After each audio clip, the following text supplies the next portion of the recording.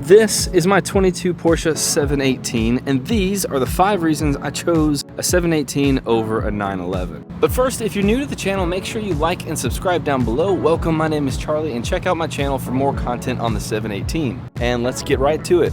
Also, this shouldn't come across as every 718 is better than every 911, because that's definitely not true. This just happens to be the 718 that I bought, I think is better than some of the 911 options that I had when I purchased this car. And that's what we're gonna talk about. So let's start with number 1, which is convertible design. So I don't track this car at all. I don't really have any plans to, so I really just wanted a car that I could take out on beautiful days like today.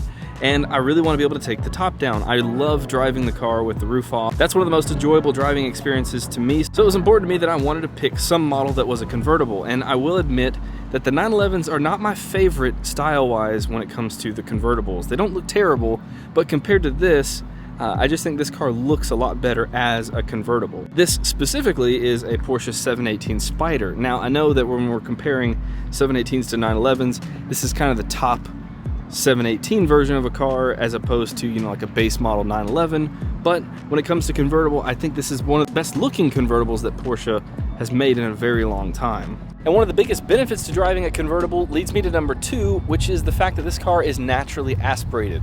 Now, I know that not every 911 is naturally aspirated and not every 718 is naturally aspirated, so you're limited on which models you can get. But I love being able to put the roof down and hear the engine. It's not that turbocharged Porsches sound bad. I'm particularly not a big fan of the 4 cylinders in most 718s. And the turbocharged 6 cylinders in the 911s do sound really good, but I just really like a good naturally aspirated engine. They sound really good, and when you can combine that with the convertible, it just makes for such a fun driving experience. And like I mentioned, this is a 718 Spyder, which is pretty much the same thing. It is the same thing as one of the 718 GT4s, which has the 4-liter flat 6 naturally aspirated. It's not the same out of a GT3, but it's still a naturally aspirated 4-liter flat 6, and it sounds really, really good. Now, I will admit it does need an exhaust, but it still sounds really, really good, and as soon as I put an exhaust on it, it's gonna sound even better. So the problem for me with the 911 was that in order to get a naturally aspirated car, you had to jump all the way up to a GT3. I don't think anything in the current lineup right now actually has a naturally aspirated engine in the 911s other than the GT3.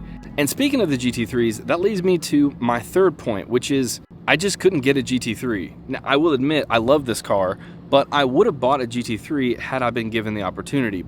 And they're going to be given to their top long history customers at Porsche. I'm not there yet. Hopefully someday I will be, but I couldn't get a GT3, which is kind of a bummer, but that's part of the market. That's part of these luxury items like this, is that, you kind of have to play the game, so to speak, in order to get some of the upper end, super desirable cars. So maybe someday. So of my options, if I couldn't get a GT3, this car I think is a lot better of a driver's car, which leads me into number 4, which is the fact that even if you love the 911 and you say the 911 is better, what's really cool about the 718 Spyder and GT4s is that most of the suspension components underneath the car are from a GT3. So if you want a 911 and you're interested in performance driving and in vehicle dynamics and things like that, this car has the steering rack. It's like the control arms, like the inverted shock mounts. It has a ton of equipment straight off of a GT3. So you get all of the components of the car you can't buy off a GT3 in a naturally aspirated, smaller, more focused package in the 718 platform. And that also leads me to my 5th and final point, which is the price. Now, it's not the price in what you're probably thinking, saying, oh, you can't afford a 911, you bought a 718. What it really comes down to is that value per dollar. This car costs around $120,000, and for $120,000, you could barely buy a 911 Carrera S with 0 options, nothing on it. So in my opinion, having a car that's a GT car product, so this is not just a run-of-the-mill stamp amount 718, this is a limited model that's made by the GT department at Porsche. For the money, it's a no-brainer to me. You get the best components from the best 911s in a smaller, in my opinion, even more dynamic platform that's more focused just on driving. You get the roof that comes down and you get the naturally aspirated engine.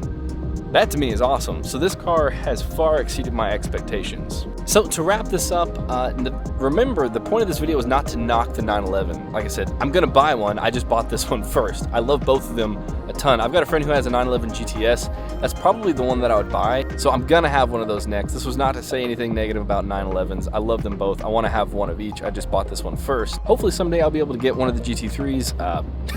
Fingers crossed.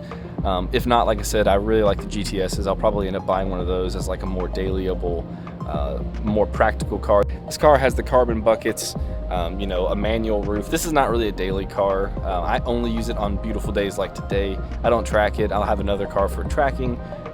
So it's more just for pure just driving fun. And this has fulfilled that job perfectly.